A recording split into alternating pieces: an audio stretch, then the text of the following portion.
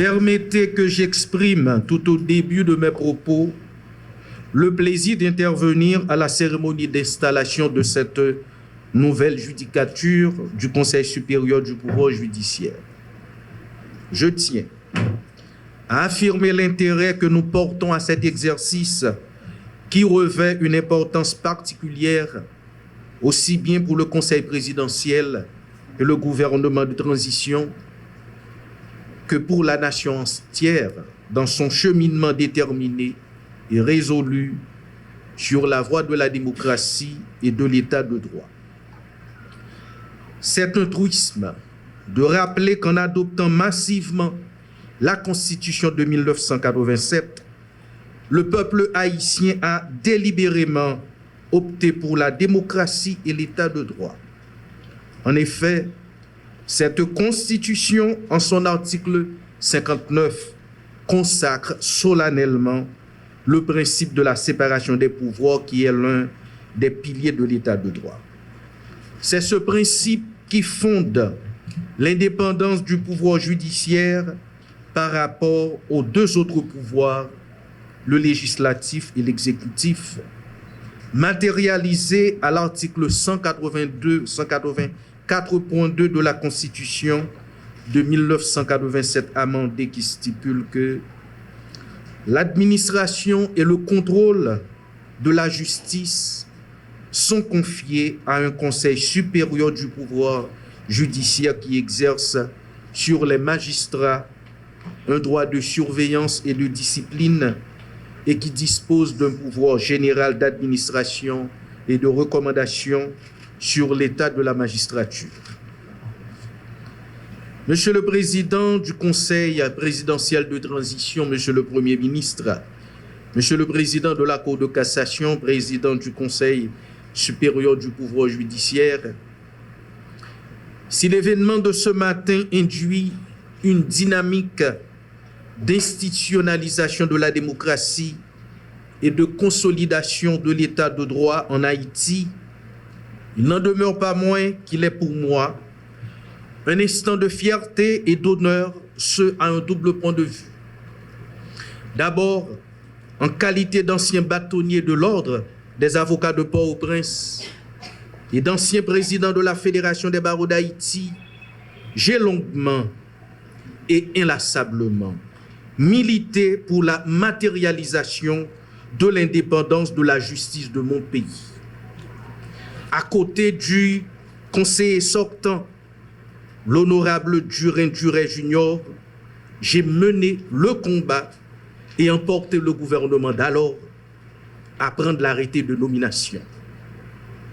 Le communiqué conjoint ANAMA-FBH a été déterminant pour l'investiture du premier conseil le 3 juillet 2012. Ce fut un tandem extraordinaire. Nous avons su mener le bon combat. N'est-ce pas, magistrat Durin? Ensuite, et pas des moindres, en ma qualité de ministre de la Justice et de la Sécurité publique, il m'incombe la lourde et historique responsabilité de conduire la politique pénale du gouvernement de la République en cette période si troublante et si éprouvante de notre vie de peuple. Cette installation intervient à un moment où le gouvernement de transition, à travers le ministère de la Justice, travaille sans relâche et en dépit des énormes difficultés de l'heure, à renforcer et à approfondir les institutions judiciaires du pays à différents niveaux, de manière à rendre la justice plus forte, plus juste et plus efficace. La cérémonie de ce jour entre dans le cadre du renforcement de l'état de droit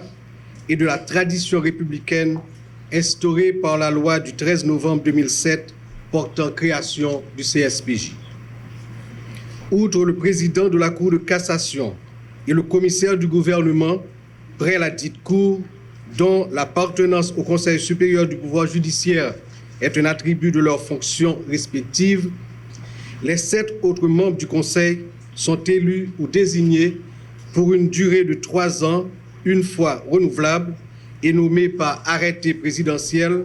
sur présentation par le ministre de la Justice et de la Sécurité publique de la liste relative établie conformément à la loi. Pour cette 5e judiciature, une liste de 6 membres a été acheminée au Conseil présidentiel de transition. Dans le souci de respecter le délai prévu par arrêté en date du 30 septembre 2024, le Conseil présidentiel de transition